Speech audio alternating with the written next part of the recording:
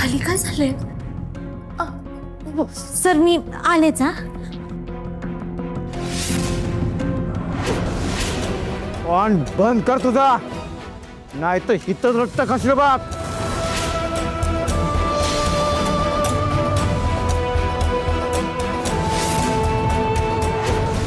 अरे तुझ्या जेवणामुळे 2 दिवस मी घरी होतो, हातरुणावर पडून होतो, कामावर यायला जमलं नाही मला. माझी बी तीच गत आहे. ह्यो बुवा आपल्याला यमाकडे पाठवलं असं वाटतंय मला. हो, असं काय पण खोटा आरोप काय करताय माझ्यावर? अहो बाकी सगळ्यांना चांगलं दिलं आणि तुम्हालाच वाईट मिळालं वय. म्हणजे तू आम्हाला जा विचारणार का? या बुवाला आता सोडायचं नाही बरं का. हा बुवा रोज आपल्या शिळ अन्न खायला घालतो या मारायला. सोडा त्यांना. मूर्खात का तुम्ही? कोणाची कॉलर धरले कळते का तुम्हाला? जायकर, काय चाललंय हे? सोडा माझ्या बुवांना.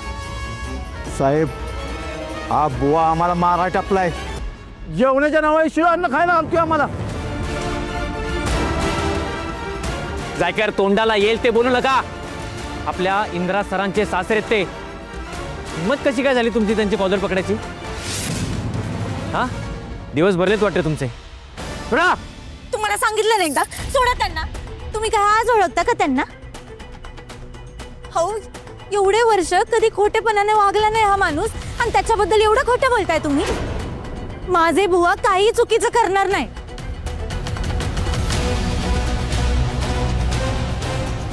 मग आता काय चाललंय इथं? एवढे अंग मेहनत करतोय आम्ही, अंगाला लागल असं जेवण नकोय. अरे हिला कुठं पटणार आहे? ही बापाचीच बाजू घेणार ना. एवढं बोलताय? काय झालं होतं जेवणाला? काय झालं होतं? सगळं शिळं होतं. भात शिळा, पाण्यासारखी डाळ. काय होतं त्याच्यात? कसं खाणार कशी माणसं? अहो, तुम्ही जे जेवण खाल्लत ना तेच जेवण इंद्रजित सरांनी पण खाल्लं. मग त्यांना जर काय त्रास झाला नाही तर तुम्हाला कसं काय झालं?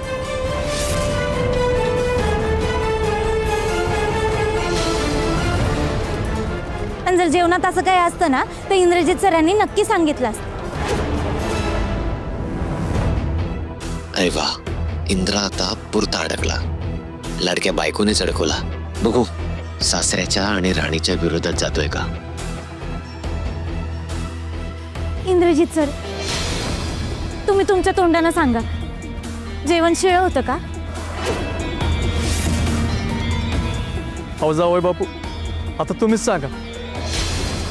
तुम्ही जर म्हणला जेवण खराब होतं तर मी चूक मान्य करेन.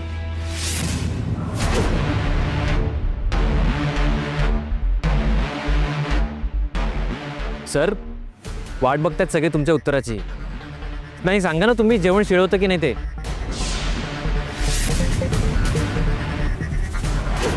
अजिबात नाही, मी स्वतः ते जेवण जेवलंय. ते जेवण चवीला चांगलं होतं आणि ताजंही होतं. मला ना एक गोष्ट कळाली आहे, तुमच्याकडे काही मुद्दे नसले की असा कुठलाही मुद्दा काढायचा आणि भांडत बसायचं, म्हणजे जेणेकरून वेळ पास होतो ना.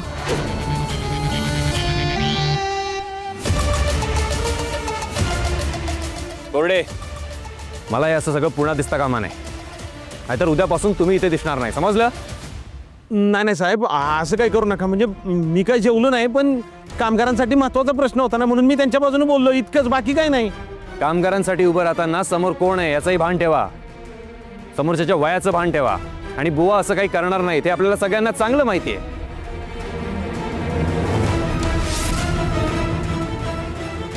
चला, तुमचा टाइमपास करून झाला असेल तर सगळ्यांनी आपापल्या कामाला लागा. आणि हो, बुवांच्या जेवणाचा एवढा प्रॉब्लेम असेल ना तर स्वतःचं टिफिन घेऊन येत जा घरून.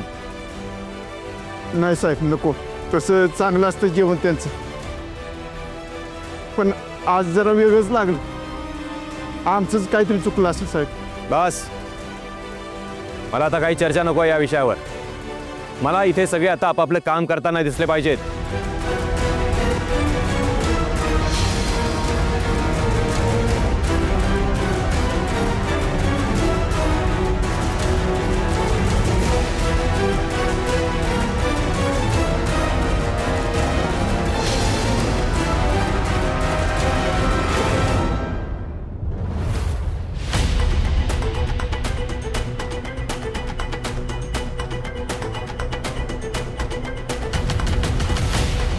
त्या राणीसोबत राहून एखादी सिच्युएशन हँडल करायचं म्हणजे एक हेडेकच आहे.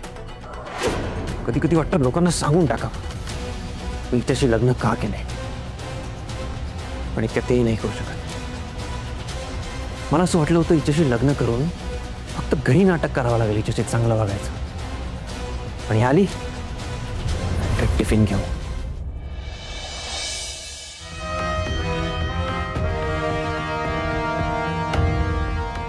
कधी येते ही मालती? एकदा आली की राणी इंद्रासाठी डबा घेऊन गेली होती ते सांगते. अशी चिडेल ना, तोंड बघण्यासारखं होईल त्या म्हातारीच.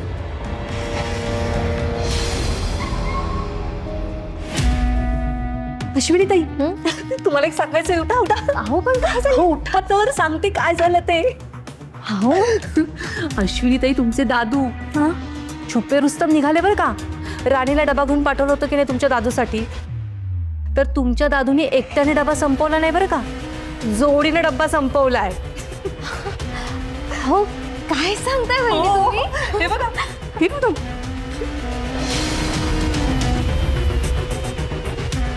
ओ माय गॉड, म्हणजे मी इमॅजिन केलेलं त्यापेक्षा पण सॉलिड घडलंय. म्हणजे हे दोघं त्यांचा आनंद एका डब्यात जेवण करून छान सेलिब्रेट करतील असं वाटलंच नव्हतं मला. काय कसला आनंद? कोण काय सेलिब्रेट करतंय? मम्मा तू आलीस? अगं आबा कुठे आहेत?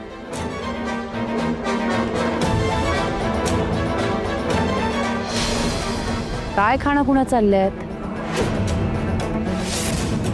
उर्मिला काय झालंय? अगं मम्मा काही नाही. तू काय आल्याला चौकशी करतेस? जा ना फ्रेश हो. हां हां.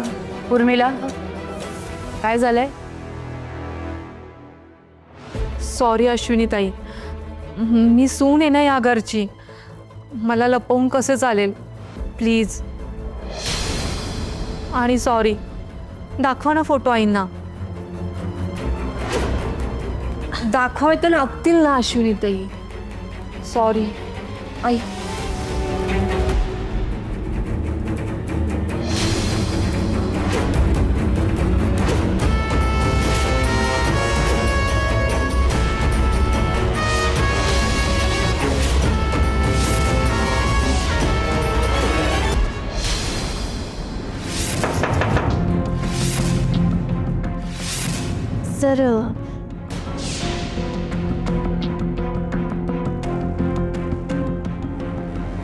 सर